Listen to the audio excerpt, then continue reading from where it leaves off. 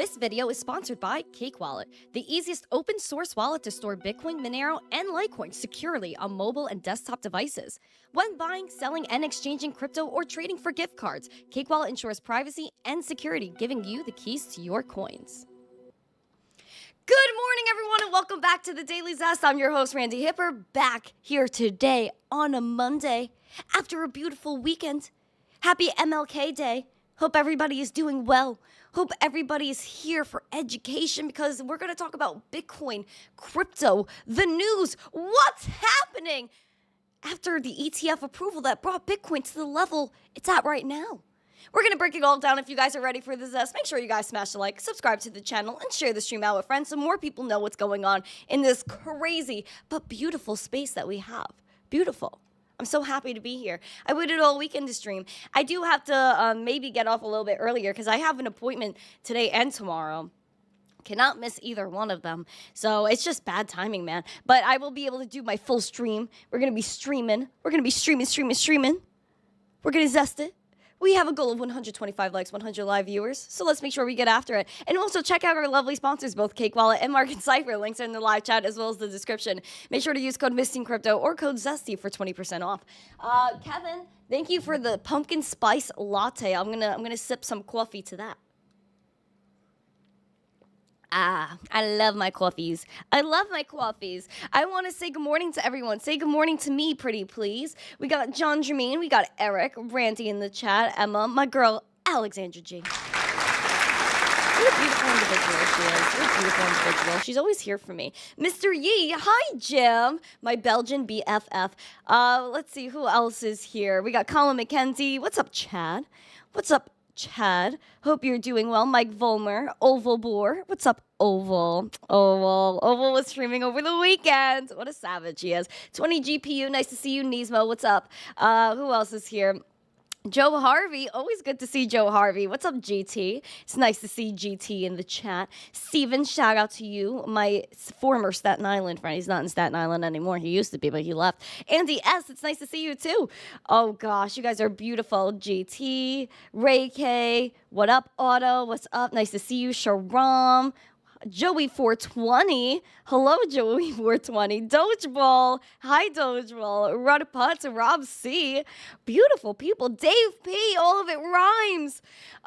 We got Dakota, Alt Account. Nice to see you. 306 Miner. Digi, what's up? We also have Crimson. What's up, Crimson?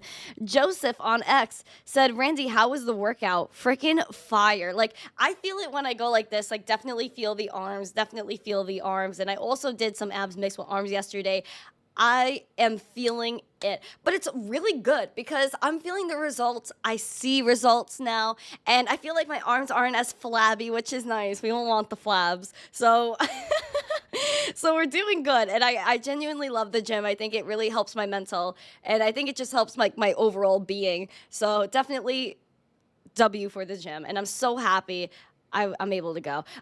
What's up, Mrs. Crimson? She said, morning, darling. There is snow and ice at the caravan home, so I'm enjoying the coffee with you. Hope you have a great day, and may your coins be pamping. Rain of love for you. Thank you for joining. Who else is in the chat? Red Pods chilling. I say hi to you. Hugh Jorgen, hi, nice to see you. Welcome to the stream.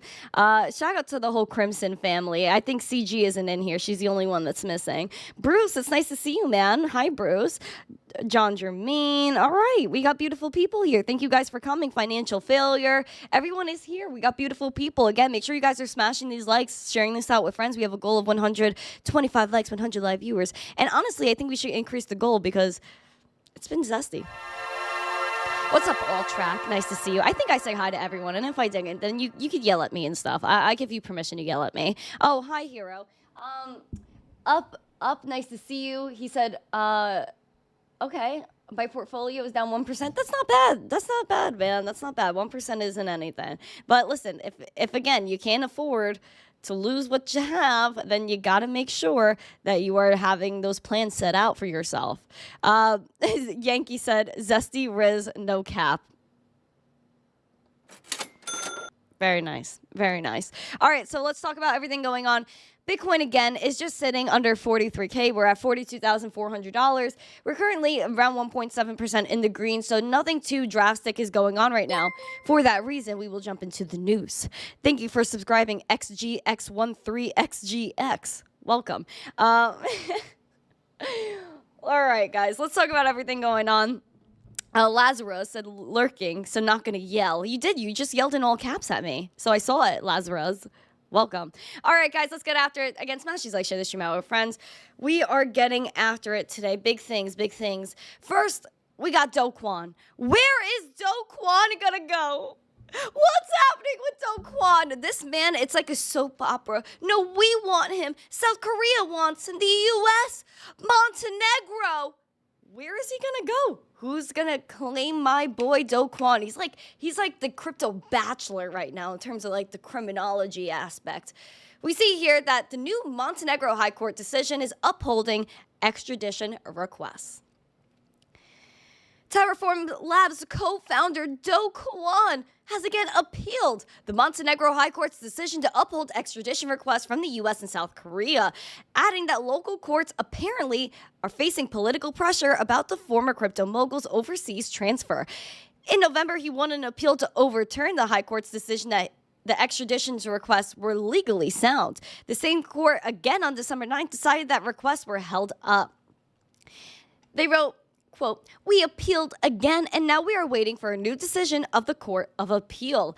Following the May 2022 collapse, we see that they have brought criminal charges against him in South Korea and the U.S. While he serves his sentence in Montenegro, the country has approved, or has to approve, his extradition as well as to decide the destination. The new appeal was filed because the decision drastically violates provisions of law, the European Convention on Extradition, and the bilateral treaty with America on extradition. Quote, apparently, there's also political pressure on the court, all to the detriment of Kwon. We'll see what happens. There also was a request for the courts to delay another securities fraud trial against Kwon, but still the question remains, where does he go? Where is he going to end up, in the United States and South Korea? Either way, this man is going to face some high heat. It makes you think, though, because again, we're going to have a few court cases in February, and that may include FTX, and it's going to include CZ Binance, because CZ Binance has his charges, or whatever kind of trial they're gonna hold with CZ Binance, which again, really none of that whole situation really makes any sense. And then you got Kwon. So could there be like a whole FUD fest in February where maybe they're gonna have some things going around about FTX, SBF? They're gonna have some CZ Binance FUD with him in court, and maybe in February will we see Kwon be extradited to either South Korea or the U.S. to continue the FUD and the theater. See, these are the things I think about, because you always think about storylines, like a TV show. And if you follow the news, if you follow the storylines, it all adds up. These people are very calculated. Who's ever like making a majority of these plans, they think months and years ahead. Don't think that the whole collapse of CZ Binance and all these people, they weren't planned, because they were planned. It's all a part of the greater scheme to try to take out crypto, keep the prices down, so that way these people can buy cheap. That's the way it all goes. We do see that, you know, there are attempts at governments trying to get involved in cryptocurrency in one way or another, or kind of make their own cryptocurrencies, but it doesn't always work out. We saw that with Nigeria. They had their e-Naira, their CBDC, and the problem with the CBDC is that nobody wanted to use it, but they were forcing people to use it by taking away people's cash, which again caused riots and a lot of unruly behavior in Nigeria. Now Nigeria sees that maybe the CBDC isn't going so well, so while they have that going out, they also have their new stablecoin. Will that stablecoin work? Not really sure about that. Venezuela had their own petro cryptocurrency that they're ending. They are taking it out. Why? Why is this failing? Venezuela is ending its petrocurrency, or this I think it's petro cryptocurrency on Monday, more than 5 years after it was first launched, according to multiple reports citing a message displayed on the platform, which is the Patria platform, the only website where this was available to trade. The president, Nicholas, launched the Petro in February 2018 to support the nation's currency in the face of an economic crisis exacerbated by U.S. sanctions. The token that's backed by the rich oil reserves of the nation was embroiled in controversy before it even launched. The country's opposition-controlled Congress said it was illegal to borrow against the oil reserves. 2019, U.S. authorities sanctioned a Russian bank, for financing this coin as well. The Venezuelan government made several attempts to link this with services. For example, it was required to obtain passports to fund a social housing initiative, and the minimum wage was 50% pegged to it. Any remaining ones will be converted to their native currency. And the final nail in the coffin was the corruption scandal over the irregularities around using crypto assets for oil operations, which led to the resignation of the petroleum minister. So, seems like these centralized entities trying to release their own cryptocurrencies, it doesn't work. Now, their idea, though, was not bad. Their idea to have it at least backed by their oil reserves was a better idea. I mean, than these other stable coins that are out here that are literally, they're saying backed by the dollar, but then the dollar's not backed by anything, which means, like, again, what is the dollar really worth? At the same token, get it? Joke. On the same On the same token, though, to be able to have something that's backed in a reason for its creation is something that, again, a lot of people just aren't thinking about right now. Do people really want their fiat currency still? No, and that's still the problem. And that's why they created this currency, to be able to combat their own. This is why they should just adopt Bitcoin, and they should just adopt cryptocurrency as it is, because we know there's a finite supply and it's controlled by the world and not one centralized entity, which people enjoy more. Oh, hello, Big Jim. Thank you for subscribing. But that's basically my take on it. These centralized entities, these centralized tokens, they're not really going to work in the future. I mean, they're going to force them on people, like they tried to do this even in Venezuela, where they said that it was required to obtain passports for this coin. But again, it's just when people don't want to use something, they're not going to use it. People want to use cryptocurrency. They want to know that one Bitcoin equals one Bitcoin, and it's not going to be manipulated. It's basically the way it is. It's basically the way it is. There was also a few things that I want to get into before we get into like XRP and like all the things that happened there, because that was like, you know, interesting. USDT, since we're on the stablecoin end of things, and Venezuela, we're seeing that their petrocurrency is failing.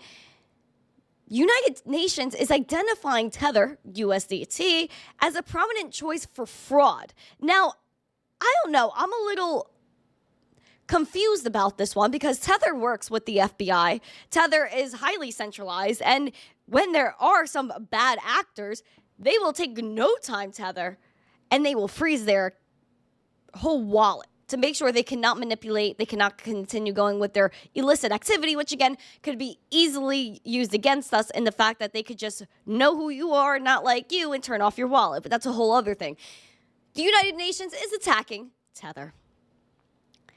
Tether has become one of the most prominent payment methods for money laundering and scams in Southeast Asia. The United Nations warned in a report, quote, online gambling platforms, especially those operating illegally, have emerged as the most popular vehicles for crypto-based money launderers, particularly for those using Tether.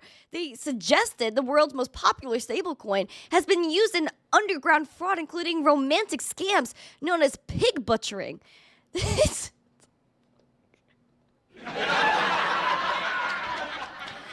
But this may not come as a surprise. In November, Tether said that it assisted the DOGE and froze about $225 million in USDT in external self-custodied wallets.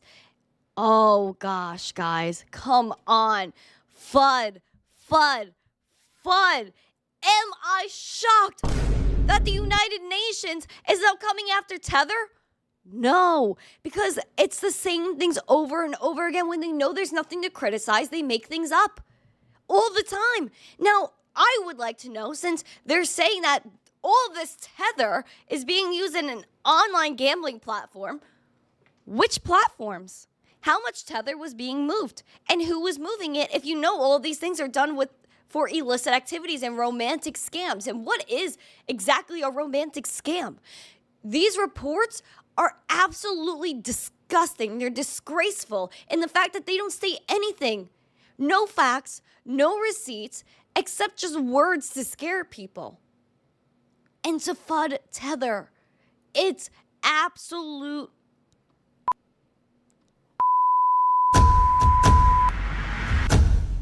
That's it. It's absolute garbage. So the United Nations, we know what their goal is. It's a bunch of unelected bureaucrats that want to, again, control our life. So we have the United Nations, we have the World Economic Forum, which they're going to be meeting up in Davos, I believe, this week or next week. So be prepared for all of these dimwits to come out from the World Economic Forum and go and tell you, oh yeah, cryptocurrency is so bad. But we do like Brad Garlinghouse, we do like Ripple, and we do like CBDCs, and we want to build our own metaverse to take over your life. And Bitcoin is bad for the environment, but our private planes aren't. That's fun. Shout out to Tom Crown in the chat. Papa Tom. I love Papa Tom. He's always here for me, Papa Tom. Always here for me. Well, I'm talking about Davos, the World Economic Forum, and all the rich people that enjoy Brad Garlinghouse and Ripple. There was a failed Bitfinex exploit.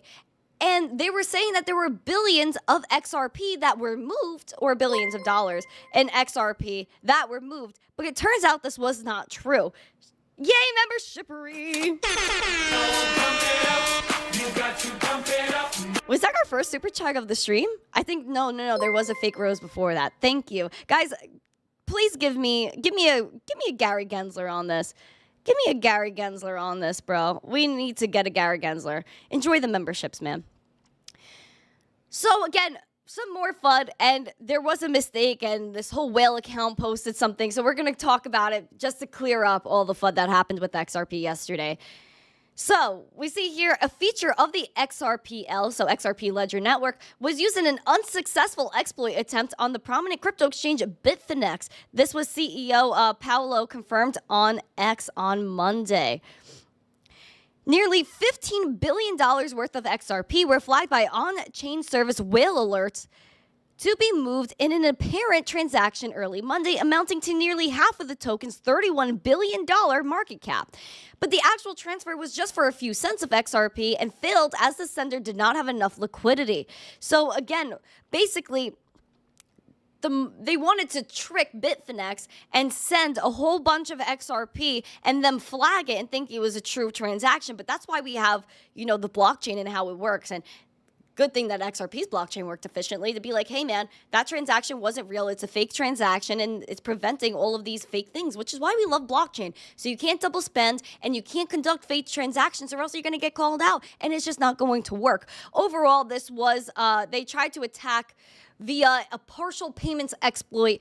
Overall, it was only a few cents of XRP that actually got moved. So nothing is actually fishy going on there besides their mission of actually trying to take away your freedom, in which they're working with the World Economic Forum and all of these countries and central banks to create central bank digital currencies, private ledgers, in which only the banks will run nodes and get to approve everyone's transactions. So if they don't like you and they don't like what you're doing, then all the banks will not allow you to transact.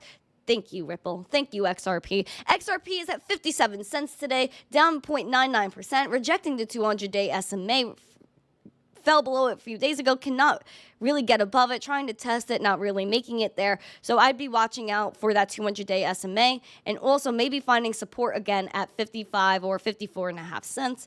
But again, 200-day SMA is very important. We're seeing some signals here on Market Cipher. We have a green dot, some slight VWAP action with slight money flow, and that RSI is looking not really too zesty. So I would watch out. It's giving sideways action. It's just giving meh XRP. So watch out for that. And maybe, that FUD did actually maybe make it reject the 200-day SMA even more so, unfortunately, for the chartery. Unfortunately for the charteries. It's nice to see everybody in the chat. I hope you guys are smashing the likes. I hope you guys are we at 100 likes yet? Is that a thing? I don't know. I stopped checking this now. We're not at 100 likes yet. Oh my god. Oh my god. Guys, smash these likes. Hello, Billy in the chat. I see you in there. I see you. What's up, Craig, everyone? Nice to see everybody in the chat. Let's continue smashing these likes. Let's go. Because there was a statement by none other. Guys, I better see those emojis in the chat. The membershippery should be membershipping. I need those Gary Genslers because we're going to talk about him right now. Give me those Garys. And maybe throw in a Liz. We got Gary Gensler. Now, the ultimate confusion last week was insane.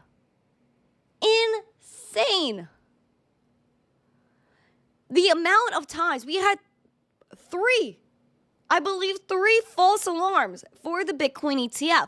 One where Cointelegraph's little intern tweeted it was not true.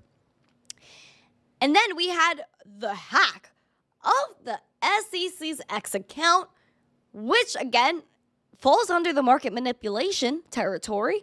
And then the third one where there was something put on the SEC website that the ETF was approved, and then they deleted it just a few moments after. And still, that link has not returned and is still not active on the SEC website. The SEC themselves has said that they need to, and you as a person have tweeted, everyone must take their technological security very seriously. Put on that 2FA. Make sure you're secure and no one can hack your account. Meanwhile, the SEC themselves did not have 2FA enabled on their account. And their apparent phone number was used to get into the account. Whose phone number was it? How and who got access to it? Gary Gensler put out an official statement on the matter. Based on the current information, staff understands that shortly after 4 p.m. Eastern on Tuesday, January 9th, an unauthorized party gained access to the SEC GovX.com account by obtaining control over the phone number associated with the account. The unauthorized party made a post at 4:11 to announce the commission's approval of the ETF. And we see that the unauthorized party also liked 2 posts by non-SEC accounts, which is interesting. I didn't know that. While the SEC is still assessing the scope, there is currently no evidence that the unauthorized party gains access to the SEC systems, data services, or other social media accounts.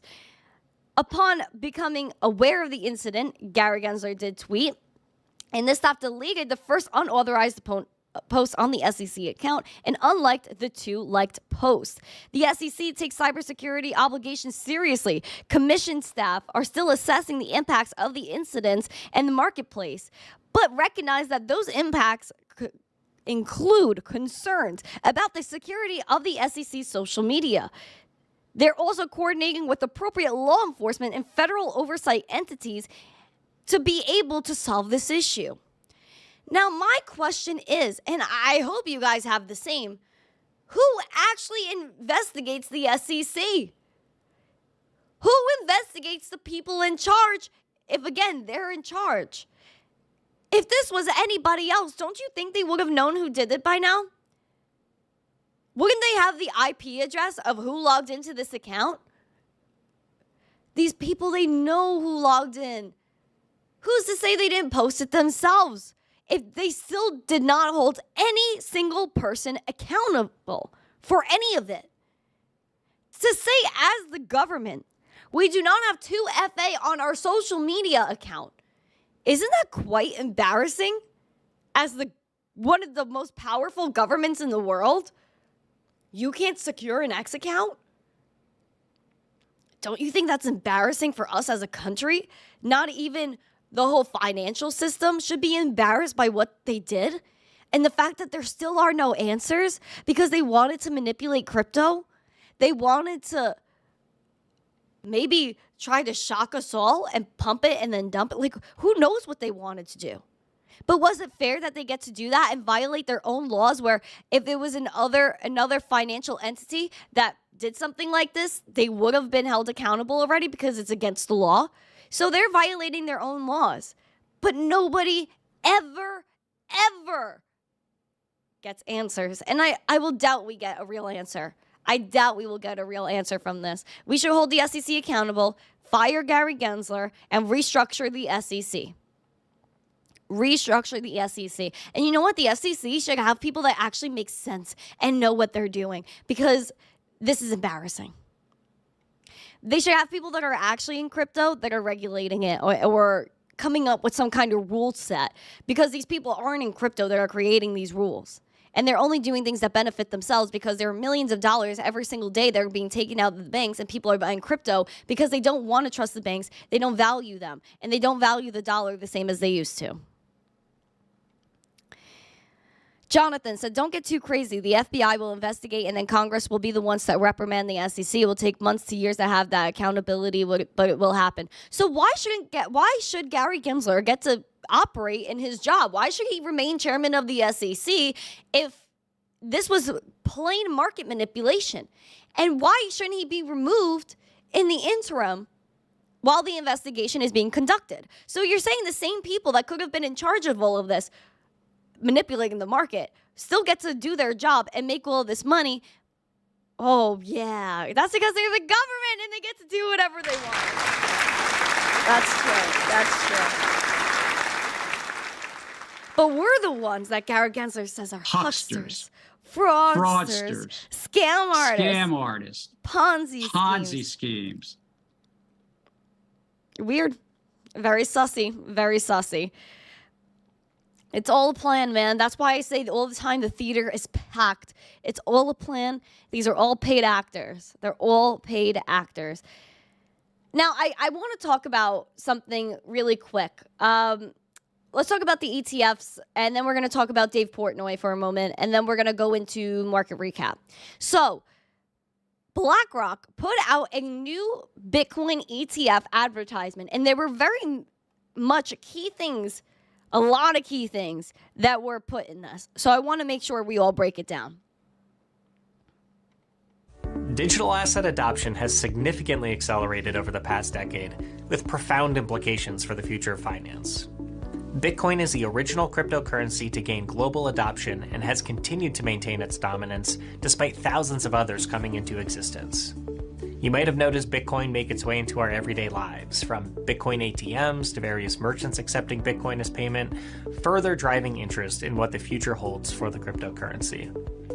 Investors have taken notice, as institutions and individual investors alike have been adopting Bitcoin into their investment portfolios, with some viewing it as a potential store of value and others as a potential game changer in how money moves around the world. But for many investors, holding You notice that they're somewhat promoting Bitcoin as a currency and as a store of value. And that's because they know that if people start transacting with Bitcoin and crypto, that it cuts their bottom line. That BlackRock only cares about making money. So if they could cut out all the fees and all the craziness that the TradFi system still uses because it's so old, BlackRock was like, oh, you know what? If we transfer money in Bitcoin and cryptocurrency, then we don't have to use the banks and we don't have to use them as intermediaries, and we make more money. Next. Bitcoin directly can be complex. That's why we launched IBIT, the iShares Bitcoin Trust, an ETF that provides investors convenient exposure to Bitcoin. Here are But they're like, oh, you could buy the Bitcoin ETF and get exposure, but that doesn't mean you can use it. It doesn't mean you can use it. 3 things to know about IBIT. Access. IBIT enables investors to access Bitcoin within a traditional brokerage account, just like stocks, bonds, and other ETFs. Convenience. IBIT can help remove operational burdens associated with trading and holding Bitcoin directly. Freedom. They want you to trade in for convenience. The same exact word that I warn you guys about every single day, trading in your freedom for convenience, it's right on your screen. As well as potentially high trading costs and tax reporting complexities. Quality. IBIT is built by BlackRock, a leading ETF firm with expertise across ETFs and a history of innovation. It is a new day for Bitcoin. Access IBIT through your online brokerage or discuss with your financial planner to find out how IBIT can fit into your portfolio. There you go. And you know what I find funny is like their little disclosure here. And it's a little blurry, so I'll just read it to you. They wrote, investing in digital assets such as Bitcoin involves significant risk due to their extreme price volatility and potential for loss, theft, or compromise of private keys. The value of shares is closely tied to the acceptance, industry developments, and governance changes, making them susceptible to market sentiment. So basically, they're saying that Bitcoin is highly volatile.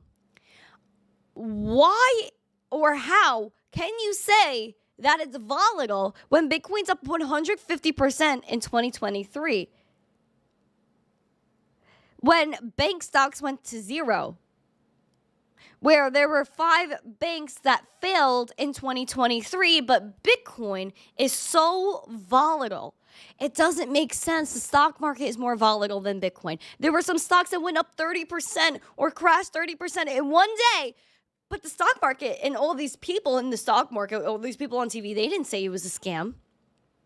They didn't say, oh, this is so bad. I can't believe this is so volatile. Investors must be so worried about their pockets. No, they never say that. But when Bitcoin goes up or down a few percent, oh, Bitcoin, how is it going to survive? Can the industry move past this? Oh, come on. Oh, my God. Bruh. I want to talk about something really quick. And this almost like broke my heart watching this video. And the few other tweets that followed this video by Dave Portnoy. My guy, Dave Portnoy, may the Bitcoin gods come and bless this man, because I cannot for the life of me get him to answer my comments. But I will, because this is how it's going to go. People will clip this and tweet at Dave Portnoy to let me help him. Dave Portnoy, please let me help you. Because this poor man got scared of exchanges. So he had Bitcoin.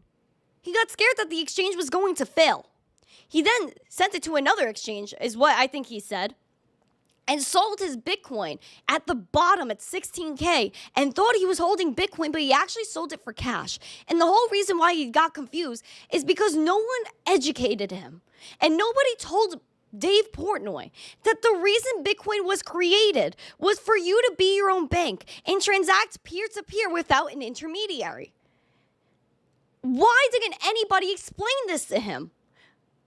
And look at where he has been, that he still has not been explained properly as to what Bitcoin does. Jack Mallers has failed. The Winklevoss have failed. The Bitcoin conference. How did he meet all these people, but he still doesn't, no one explains this in the proper way. And I don't understand why. It's so simple. And the leading people in this industry cannot explain what Bitcoin is. And I just don't get it. Please look at this poor man. I feel so bad for Dave Portnoy. Give you diamond hands. An update on my journey in Bitcoin crypto. I think it started like 5 years ago. I made a video. I'm like, I don't fucking understand Bitcoin at all. People mining it from the clouds. Everyone's getting rich. I see douchebags with B's on their license plates. Like, what the fuck's this guy? Where's all his money coming from? I didn't get it. I gotta talk Bitcoin real quick. I don't even know what a Bitcoin is. You mine Bitcoins on the ground on the internet? I literally don't know what that means. What is Bitcoin? So I made this rant. And it turns out the Winklevosses were like staying in the same town as me in the Hamptons. And they own 10% or what's something crazy. They own Bitcoin or something. And they're like, hey, we'll come to your house, Dave, your apartment, your hotel room, and we'll teach you about Bitcoin. So they came over. There's 6'2" and there's fucking 2 of them. I'm 6'5", 220, and there's 2 of me. And they walked me through buying Bitcoin. I bought, I think, $500,000 of it at a time, maybe more, at 11,000. And they're talking and they're talking, and they're trying to explain why it matters. And I'm like, well, Elon Musk is going to go to outer space, and he's going to mine gold from outer space. Gold will rain plentiful down on Earth, making gold useless, and Bitcoin will be the only thing that matters. So there's billions of dollars of gold floating on asteroids around this planet, and Elon's going to get up there and start mining gold, and then it's going to Frank, you hear this? fall from the sky What are we talking about? and be as plentiful as sand. I don't know if you're serious. No, we're totally serious. Yeah. So these fucking guys are fucking cuckoo. So they leave my apartment. What kind of take is that? Winklevi, I love you, bro. But why are we talking about space? Explain to him what the white paper was about. Satoshi, why it was created. An electronic peer-to-peer currency. that people can transact to each other with no financial institutions to say no. A finite supply of 21 million so that it cannot be manipulated like the current system is manipulated. Why can't that be said? Why? I buy it for 11,000. I hold on to it for, I don't know, a day or two, but I'm like, these fucking guys, and I sell it. And I'm like, I don't get it. I don't know what the fuck they just said, but I don't buy that. I'm not going to invest in something I don't know about. It goes Bitcoin from 11,000 to like, I don't know, 40, 50, 60,000, like in a blink of an eye. So I'm purple. I want to puke. I'm like, you fucking idiot, Dave.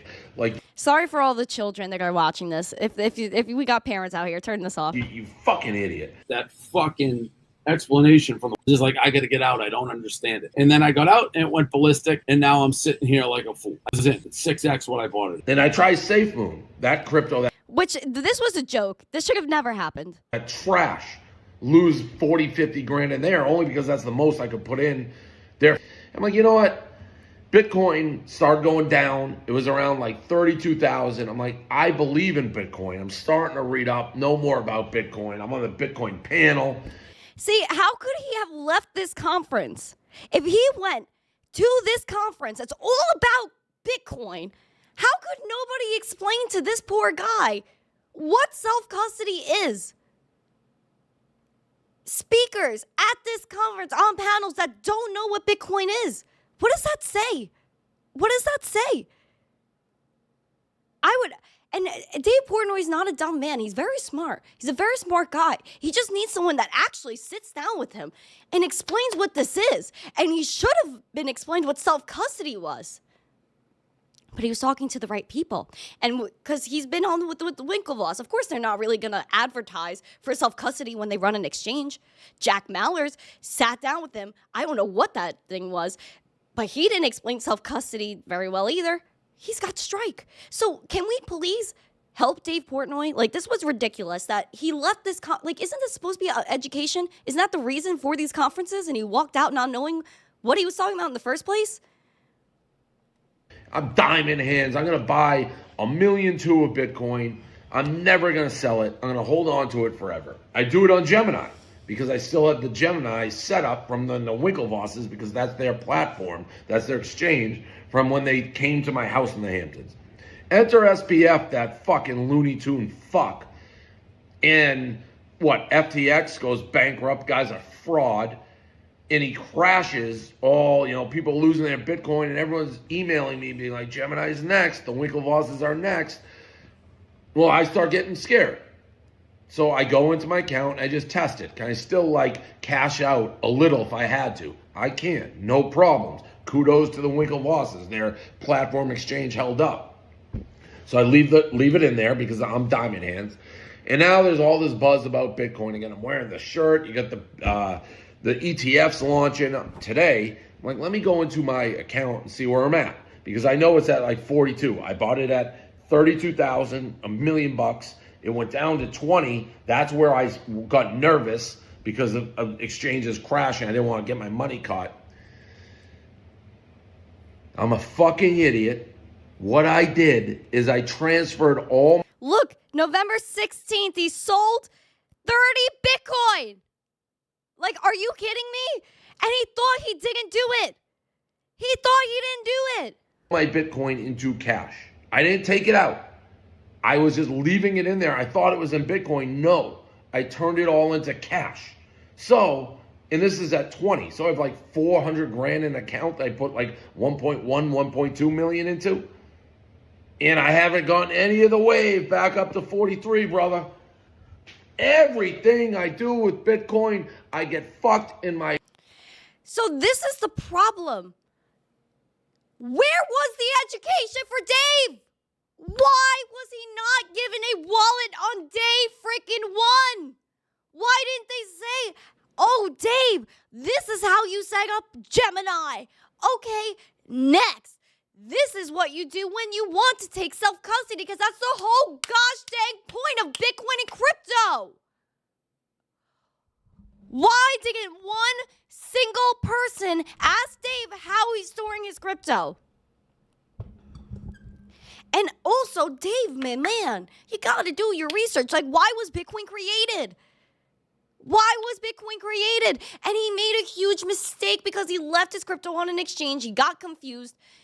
We need the education. And this is why I say the things I say about conferences. Because how can people walk in and leave without the essential knowledge of what this thing is and how to use it properly and how to store it properly? I am so fed up with these conferences, man. Like, I want to go on a freaking tear right now over this. How could they let him leave without understanding what this was? You're welcome. Thank you. You're welcome. Everyone needs to realize that just because someone bought Bitcoin and other crypto early and became millionaires, that doesn't make them a subject expert. I can't believe the winkle of the eye blew that up. Thank you, Digi, man.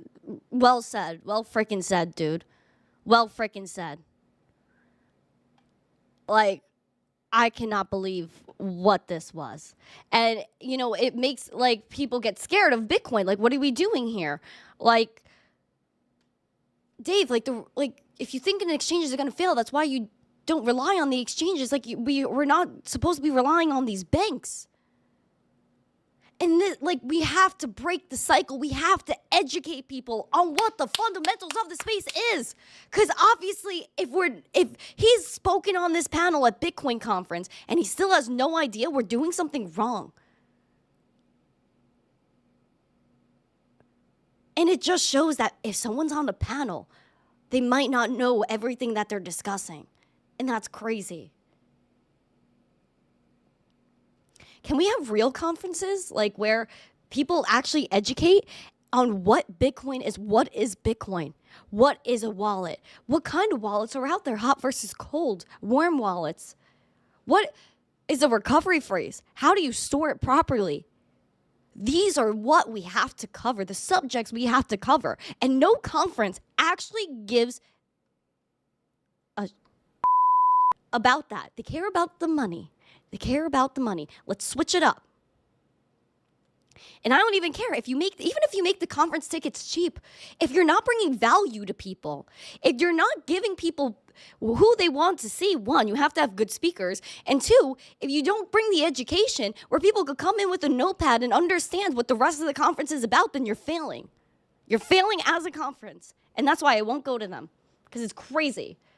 Educate people. Care about the space. If you cared about the space, if you were a conference person, you really cared about the space, you would prioritize that education. And you would prioritize speakers that know what they're talking about, that could explain it.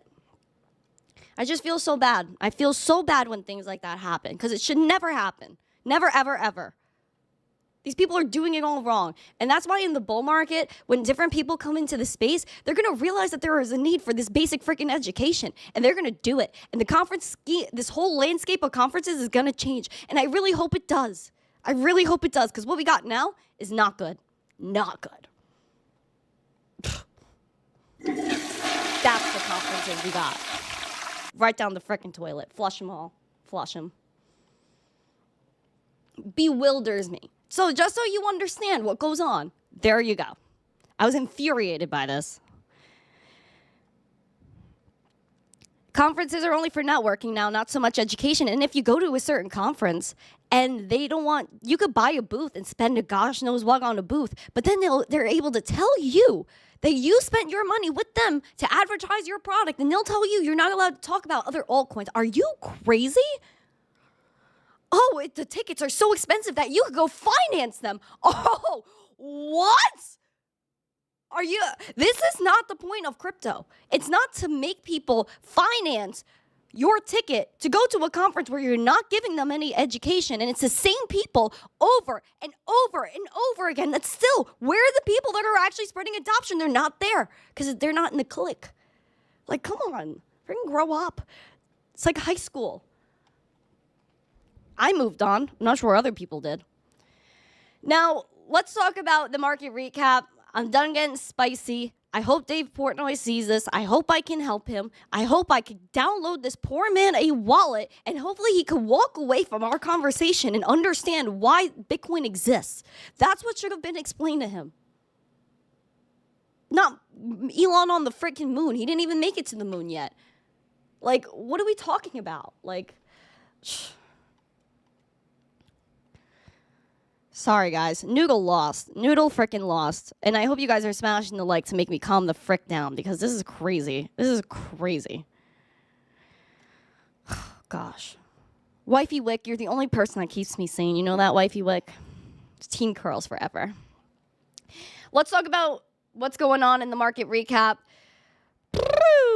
We got the bubbles out here. We got the bubbles. We got Hex and Pulse actually leading the charge here ever since Richard Hart tweeted, and he said he was going to defend our rights against the SEC. I guess Richard's going off here.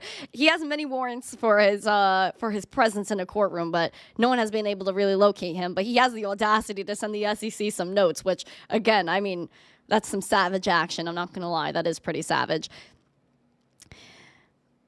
So let's talk about Bitcoin, man. Bitcoin's at $42,300. We're up 1.5% just about. We had a high today of around 42.9, almost 43K. We're going to talk about JP Morgan. There's not that they matter much, but they're saying that we're going to see significant capital from existing crypto products pour into the new ETFs, which again, stating low-key the obvious, but at the same time, I don't know if a lot of people are going to be rotating their assets into the ETF, but they're saying that many could rotate out of like the GBTC trust and integrate or migrate into the new ETFs. At the same time, I think people are pretty like interested in what they're investing in now, and especially if they're in crypto, they're not moving into the ETFs. There's no freaking way. Like, people will own Bitcoin and they won't buy the ETFs. I know I won't. I will never touch an ETF. You will have to freaking hold me down and like force me to click this button to freaking click this ETF. I will not do it. I will not buy the ETF. And you know what? Oh, that's cute. Trying to calm me down. Trying to calm me down. You know what's funny? I was running my errands over the weekend, and I was in my Italian deli as I Italian deli, and I was talking to this guy and this woman. They were a couple, and I was like, you know, we were having a conversation about like cheese or something. I don't even remember what it was about. I think we were talking about cheese, and. What were we talking? Was it cheese? We were talking about something. Anyway, and I was like, listen, like, you know, you guys should check out my show if you want to learn about Bitcoin. He's like, yeah, I'd rather buy. He's like, you know, I was like, the ETFs came out and everything. And the guy was like, yeah, you know what? He's like, I'd rather buy Bitcoin, though. These ETFs are garbage. I was like, oh, my God. I was like,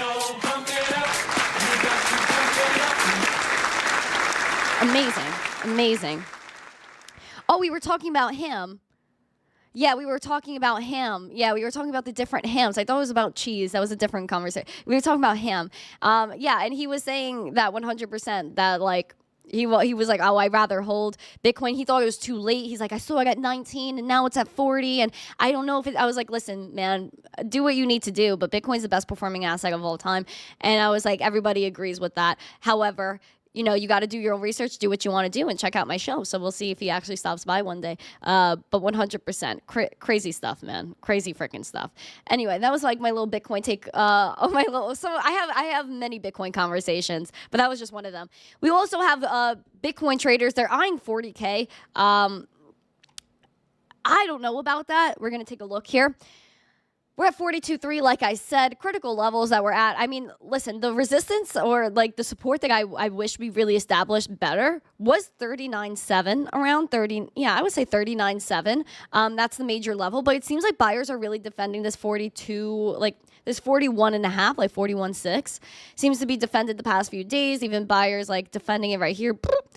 So we're going to look, I mean, listen, we see some things here on Market Cipher, like we got the VWAP going, but the momentum is kind of like, you know, telling us something different with the red dot, bringing the momentum down to that zero line. Seems like it's actually crossing a tad bit below that zero line. Also, that we're in the bearish zone here heading neutral. So I'm very interested to see what happens with Bitcoin. We got the weekly chart here, man. The weekly, what a mess last week. We had a high of 49K. We closed at 41.7. But listen, the past few weeks have been a little bit crazy. I'm not going to lie to you, but I think it's okay. We've been consolidating.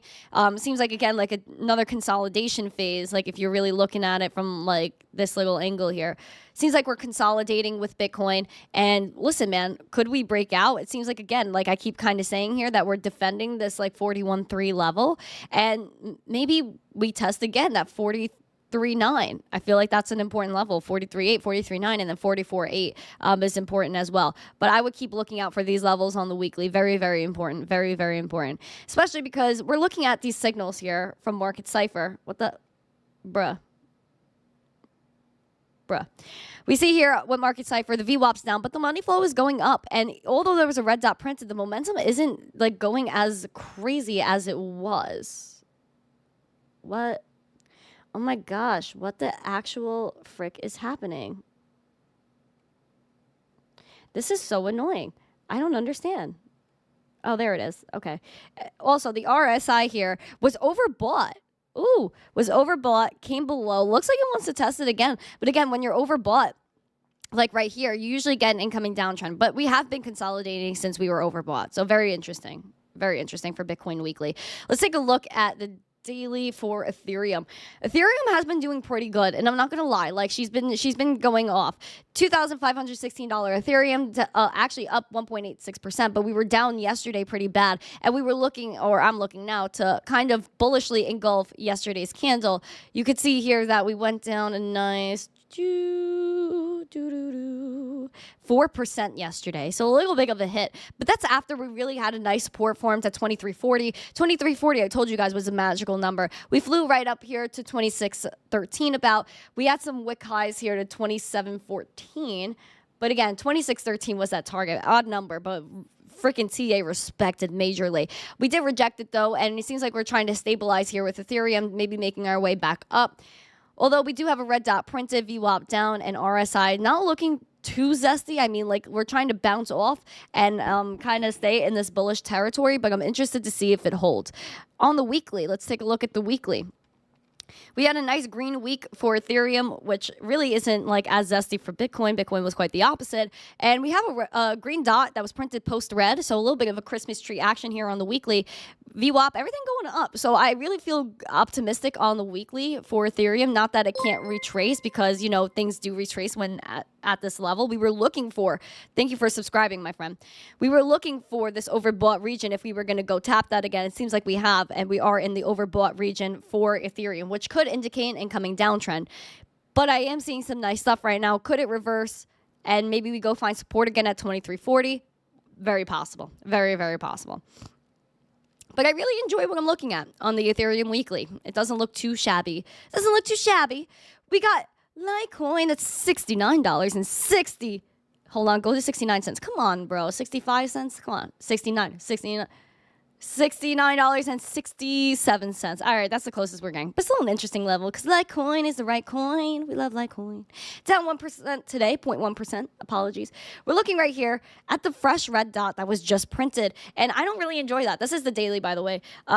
Red dot printed, VWAP down, momentum not looking too zest. And also, look at this curvature. Wrong curvatures here for the RSI. We're looking right here. Let's exclude her. Let's really examine her. We had this curvature in the wrong way here that took us below that zero line, and it seems like we're kind of just hanging there flat with the RSI, maybe needing a little bit of a push. We're not getting like the best volume here, as you could see. The bulls really aren't defending her. We need to defend $69. We were at $69.69, a beautiful number, but we want to push up towards that $74, that $73.80 as well, which is the 200-day SMA. So those are the two major levels I'm looking at, and I don't want to break into this downtrend again because I literally hate it. I don't even want to talk about it because it's something I don't enjoy at all. We also do have the weekly here for Litecoin, where we had a nice green week last week, and we did not make it above the 200-day SMA, unfortunately. We've been tinkering here for a few weeks now, and it's just like, come on, Litecoin, go, do something. You're like, you know that meme where you're just poking it, you're just poking, do something. That's me. We also have that red dot that's printed here on the weekly, bringing that momentum below that zero line, but it seems like the VWAP wants to push up along with those RSIs. Look at those RSIs just chilling. Kind of below that neutral zone, but still kind of flat. Looking for a nice push here, but hopefully we get something, man. Hopefully we get something. I want to look at Dogecoin. Doge is on its way to the moon right now, literally a physical Dogecoin. So we're at 8 cents right now. Again, we've been watching this 8 cents. I want to keep closing above 8 cents. We've had a lot of chop at this level. Even looking at this curvature, extreme curvature over here with this momentum, hopefully could bring it over that zero line eventually. But the red money flow, the just RSI, the VWAP, not giving me the best of the zest here on the daily. I'm looking for that 8 cents, closing above it, maybe making our way back to 8.5 eventually. I just do not want to touch this 200-day SMA. That's all I'm saying. On the weekly, we had a nice green week, but still did not close above. We were at 8 cents at the close, but not really above like our little resistance here that we really want to close above, which is like almost like 0.081 cents around there. So that's really what I'm looking at. Also, again, VWAP down, but it's curving back up. Red money flow. Not great RSIs either on the weekly. Like, oh man, what the actual is going on? But we're still technically in bullish territory, so it's not half bad. But yeah, I'm looking to break and crack that 8 cents, man. Dogecoin, what are you doing, Dogecoin? Dogecoin, why? What's up, Wick? Emma Foster. Hello, Emma Foster. Hi, Emma Foster. Emma Foster is the best. Emma's definitely AI. Yeah, Emma is. Yeah, for sure. No G. What up, dude? What's up, True? Let's see. Look, those RSIs. You're crazy, dude. You're crazy. John Foster, what up, man? Nice to see you, too. What's up, Randy A? Randy A. Memory Man, hi. Who else? Emma Foster said there's so much snow. We got none over here, but make a snowman. Make a snowman. Make a Satoshi. Chuck Danger, nice to see you. Welcome. Welcome. Who else is here? Don Juan Clipper Hands, good morning. Nice to see you. Welcome to Zestology 101. Yeah. If you guys have any coin requests, I will take it. Crypto Cajun, nice to see you. Dilavar, very, very nice. Oh, you just subscribed as well. Thank you for subscribing, Yahim. How long before corporations such as Apple, Google, and Amazon begin putting Bitcoin on their balance sheets? Well, Amazon's doing a lot of stuff with NFTs. Apple, we already know the CEO owns it. Google runs multiple nodes from multiple blockchains, and I think they're doing something with Lightning as well.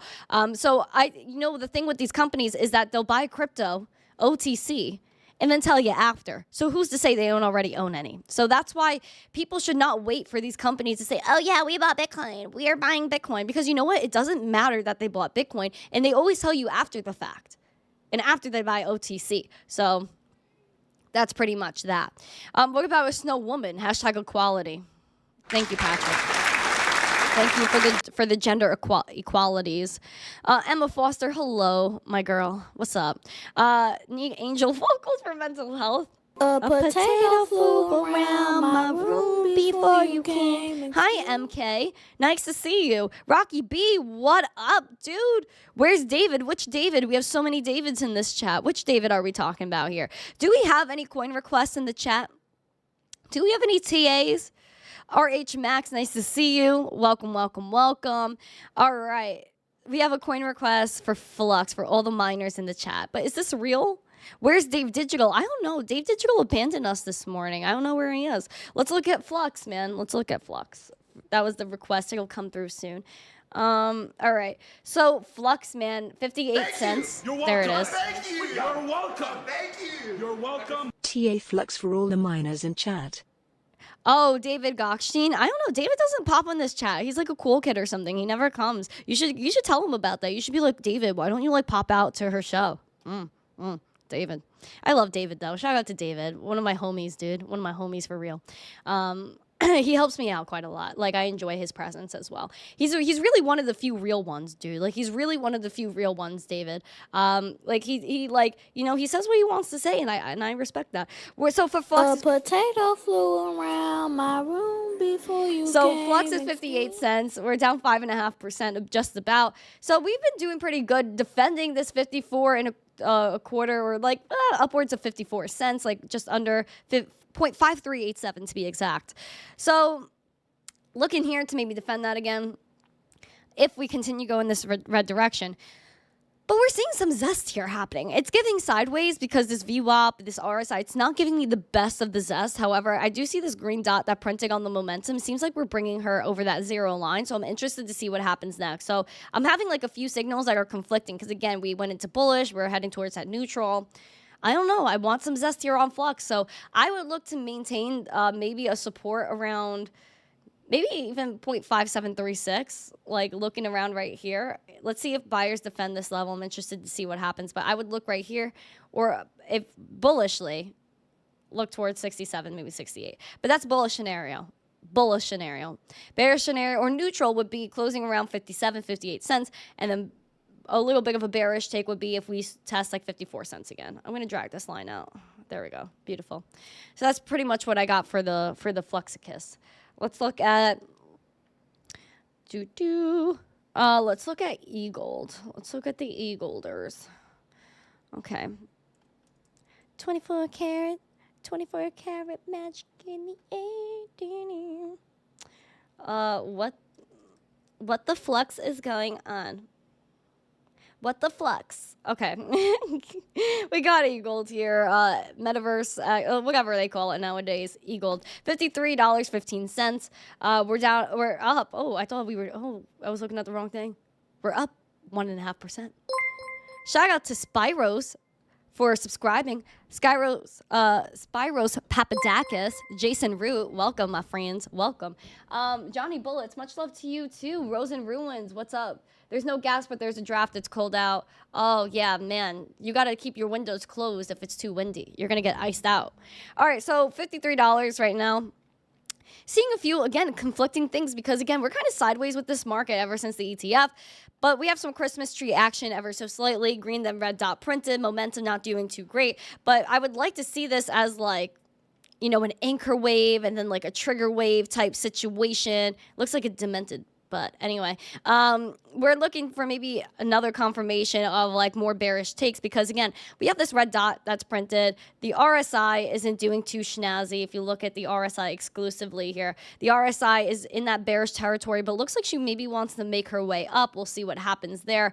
I'm waiting for a stronger signal on that end. And the VWAP looks like she has a slight curvature, which we like this type of curvature to go over that 0 line, but the money flow is coming down. So again, conflicting items here. I would say it's giving sideways.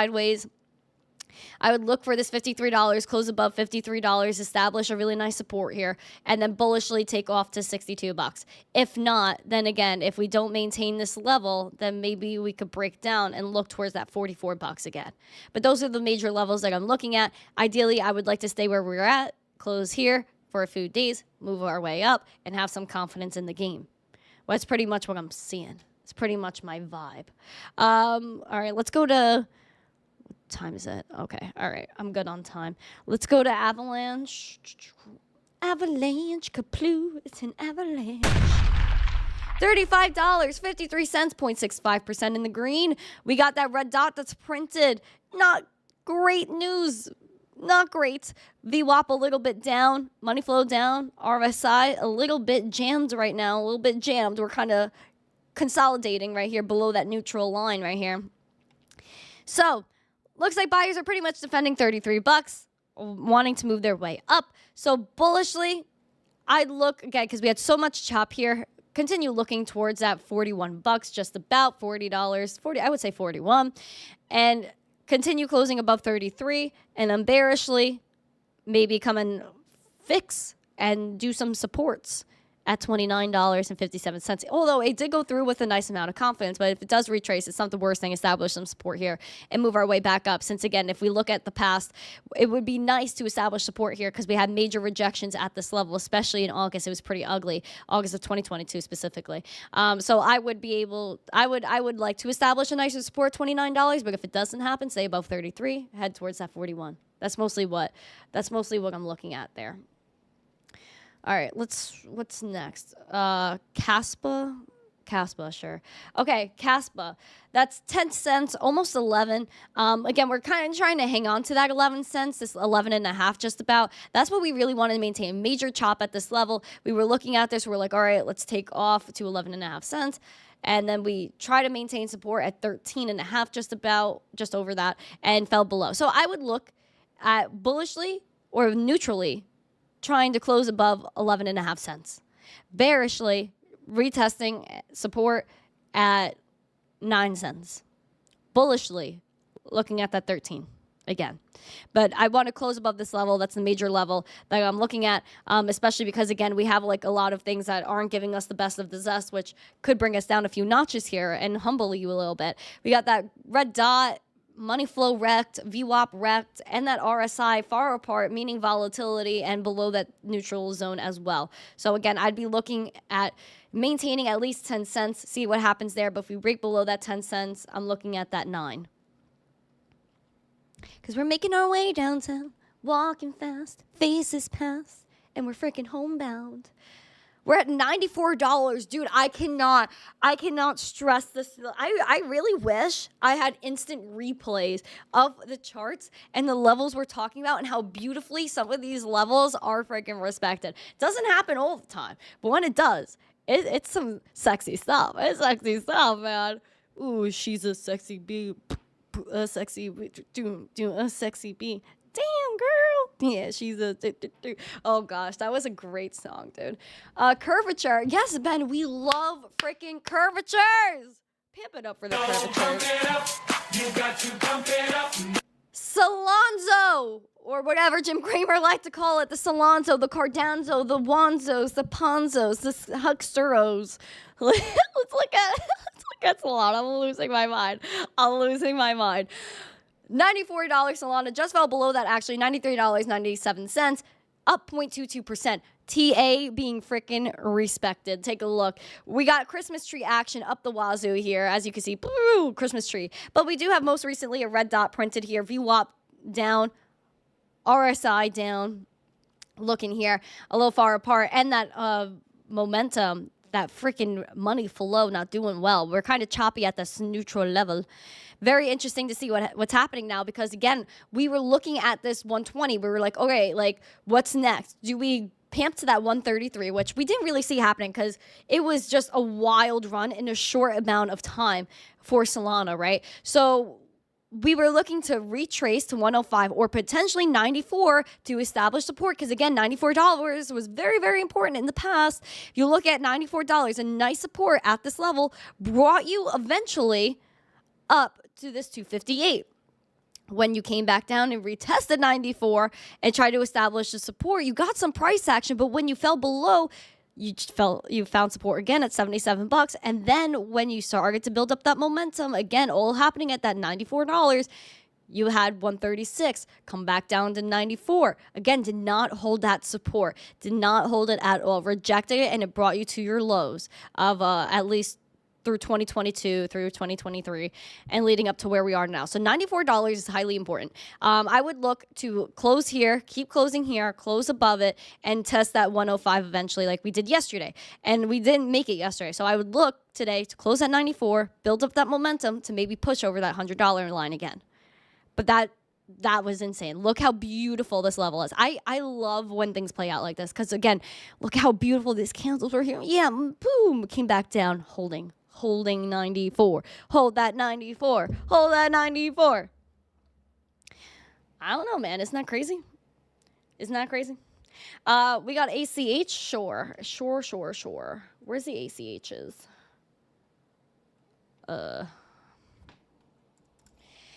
ACH. It's the alchemy pays. It's the alchemy pays. It's the alchemy pays.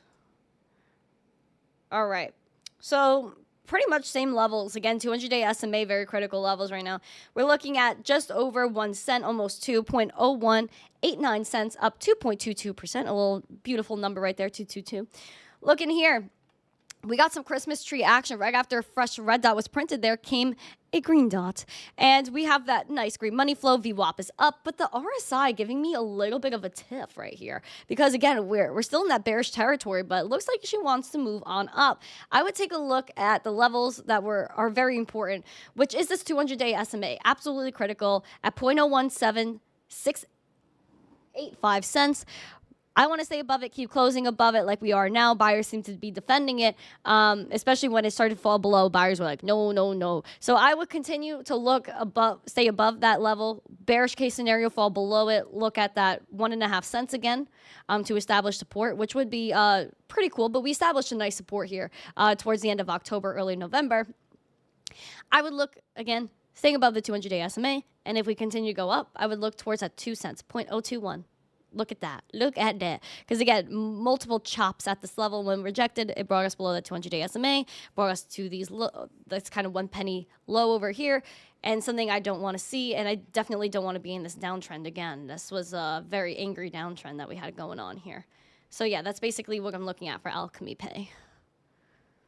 That's basically what I got. That's basically what I got.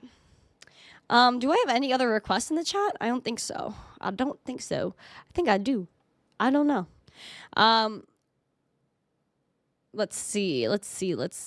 D Jenny from the blockchain is just chilling in the chat.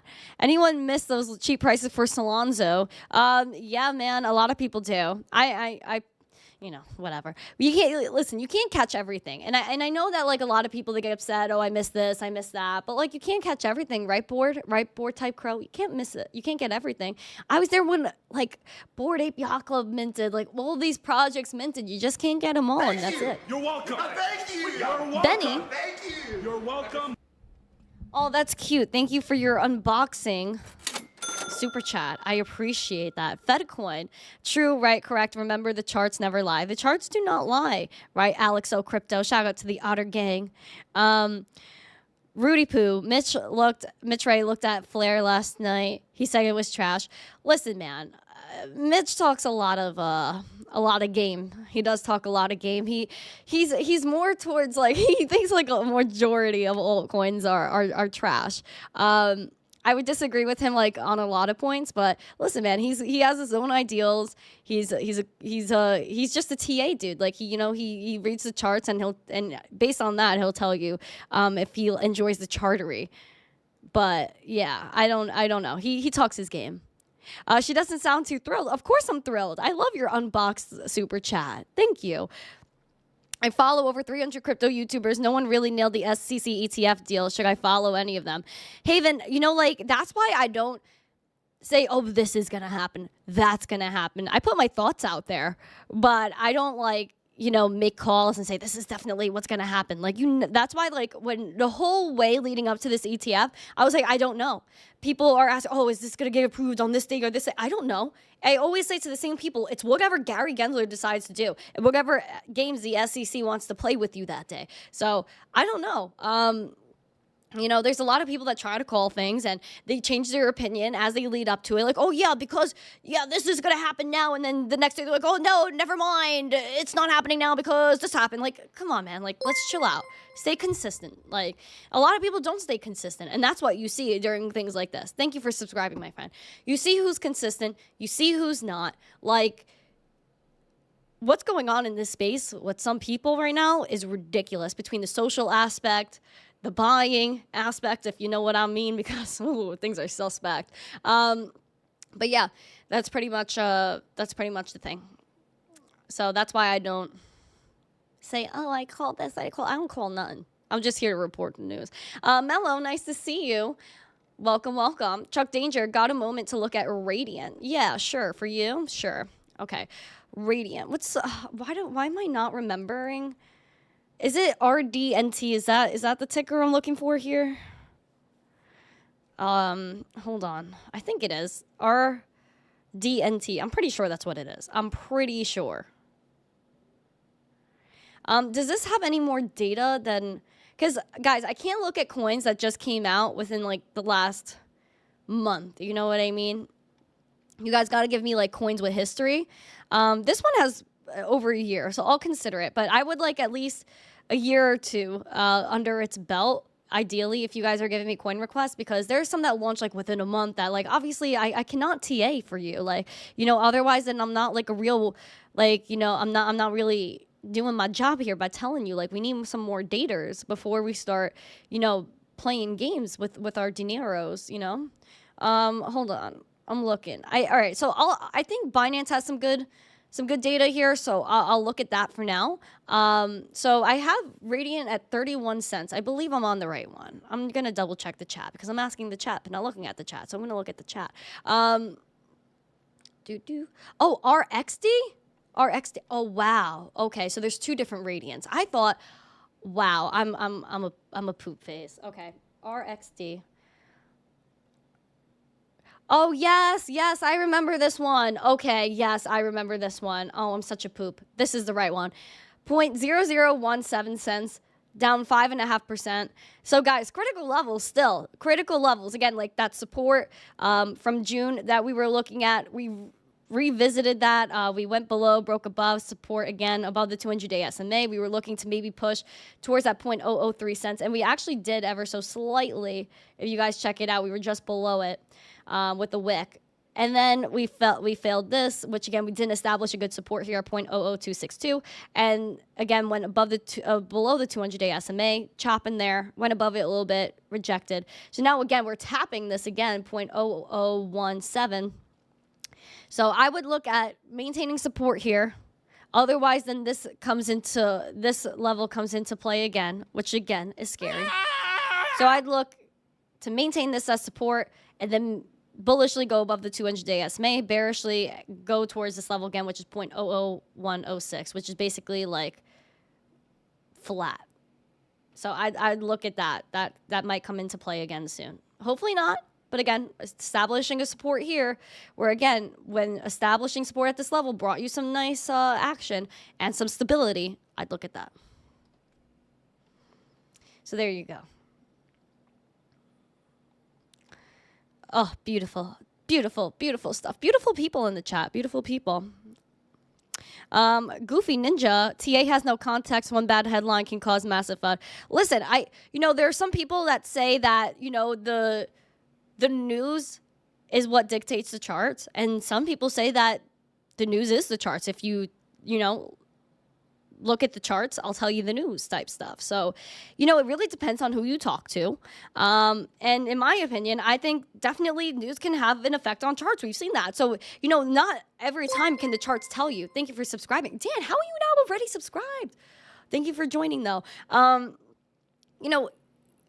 There is news that affects the charts, and you really can't deny that. Like, you could say, oh yeah, we saw this coming, we could have seen a dip coming through the chartery, but did you call it at the exact time? And this is also the other thing that, like, people make these bold predictions, like this is definitely happening, and then they go and say they didn't say that. One of my biggest pet peeves in life is when people say things and then say they didn't say them.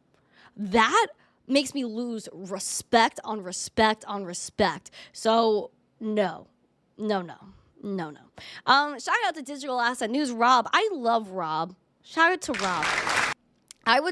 I would look at Rob's account because he's working on something super zesty. I'm so happy for Rob. Rob's gonna kill the game in the next bull run with what's going on here. I don't know how public this is. I know you saw I put a little eyeball emoji on your tweet, Rob, but you're doing some cool stuff, and I adore you, man.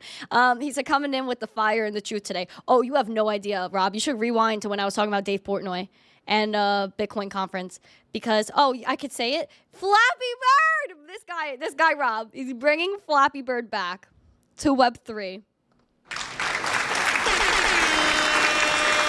Shout out to Rob. What an actual icon.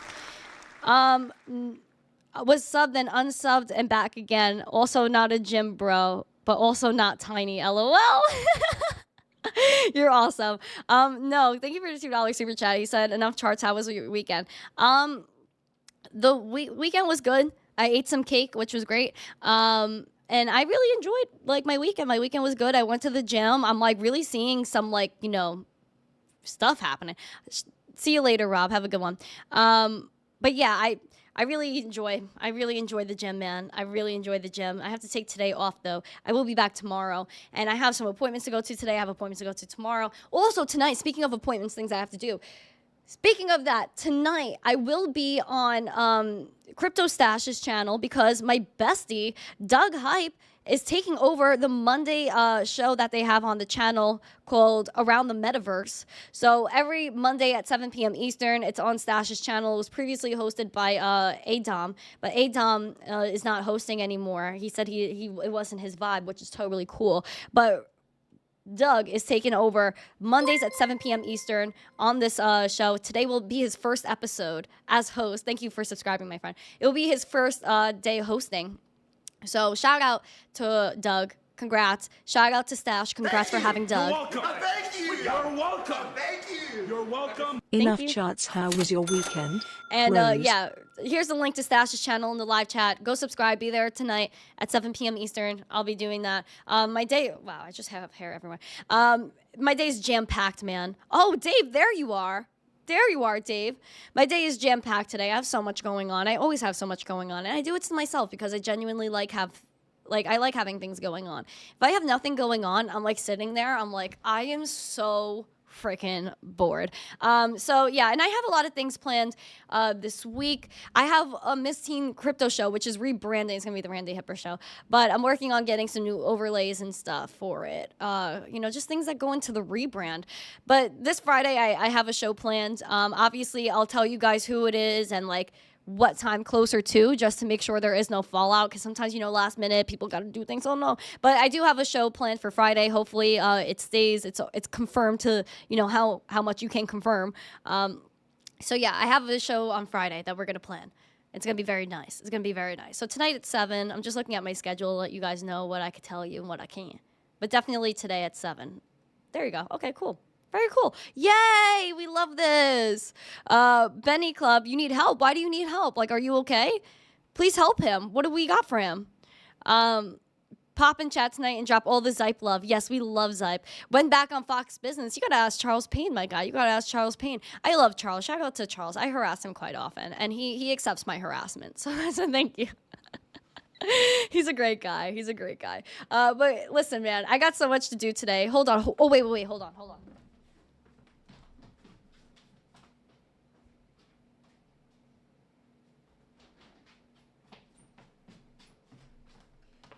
Freaking, how bad of a person am I? How bad of a person am I that I baked these and I didn't even show them to my family?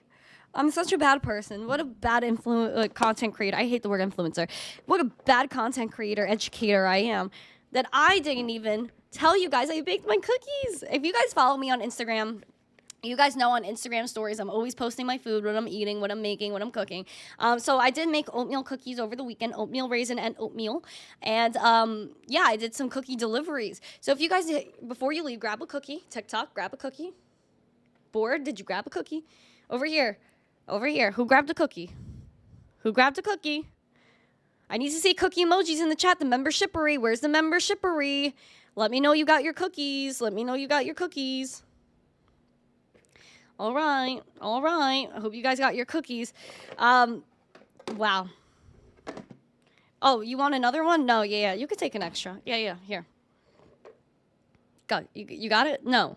Come on, take it. No, pick one. Okay, good. You got it. At least that's all I care about now is that you're happy, all right? Is that you're happy. I still got to look for a rave song and maybe make one with AI, but I don't know if the AI ones are going to copyright me, and that's the problem, the copyrights. So I got to work on this, guys. How much for shipping? True. I don't know, man. I don't know if I could ship them. I don't know if I could. It's something that I got to figure out. It's got to be discussed. But if there was an auction and there was a high bid for my cookies, I would ship them. If there was a high bid for some cookies, I would ship them. I would overnight them, and you would get your cookies if you were in the U.S. If there was a really high bid, it would have to be a good amount to be able to ship them, to pay for the shipping and all that stuff, and maybe make some zest out of it. I mean, listen, people on YouTube have auctioned their shirts off, so why can't I auction a batch of cookies, right? I don't know. I feel like that should be good. Oh yeah, Pocket Change. Shout out to Pocket Change. Send some love to her. She's not feeling well. Daniel, you said you got 2. That's good. Shipping is $50 overnight in the US. That's what I'm saying. Like, you know, that's what I'm saying. Like, it's a starting bid at $100. So it's gotta be like that's why I'm saying it's gotta be like a good amount to do like the shipping and make it interesting. But yeah, who's got $100? Who's gonna bid on the cookies? Can I put some other stuff in the no, these are clean cookies, FedCoin. These are clean cookies. Clean cookies. If you want those dangerous cookies, not that they're dangerous, because you know cancer patients use them and stuff. But if you want the spicy cookies, then you got to go to a spicy place to go get those. Yeah, Pocket Change, you're amazing, and I hope you feel better and get your second opinion. You let us know what's going on, okay? $250. Is this legit? No, stop it. And what are you? Hold on. Who's got 300? Oh my gosh! If there was like. No, if it was something like that, like something crazy, like, you know, I would do it. I would ship it. I would no doubt ship these cookies to you. Can I make NFT cookies? Yeah, I could make NFT cookies. Are farts in a jar coming soon? No, they're not. No. Clean cookies, I respect the grind. Yes, they are clean cookies. Why are you all bidding in nasty fiat? Yeah, I agree with that. I agree with that. 0.1 BTC? Sure. Sure, no problem. Thank you. You're welcome. Thank you. You're welcome. Oh, Joe Harvey, thank you. May your pockets never have holes. Thank you for the $5. I appreciate that. Thank you for sending it through there. Actually iconic. Thank you, Joe Harvey. Yeah, all right.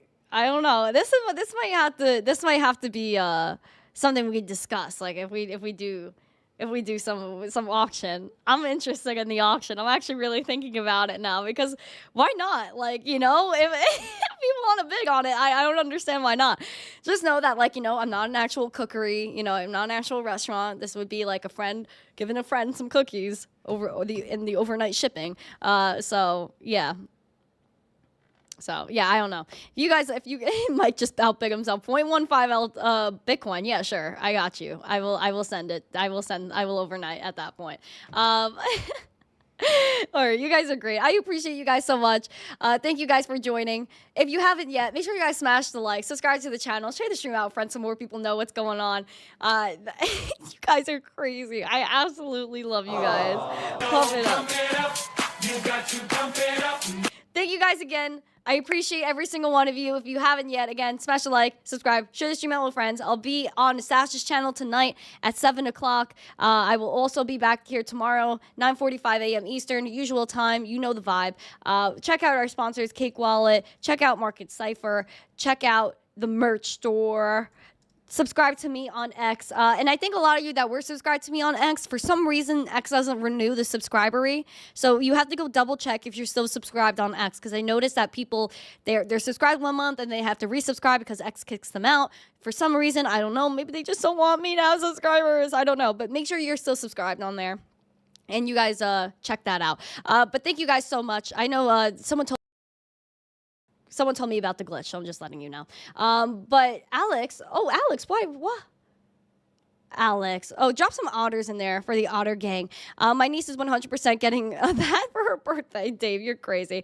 Happy MLK Day. MLK stood up for some really interesting things, and like he did really well in his life, and there were a lot of things about MLK that a lot of people just don't know, and I think they should be educated on, but that's like a whole other podcast. But thank you everyone for joining us. Whisper us out. Okay, hello everybody, have a great day.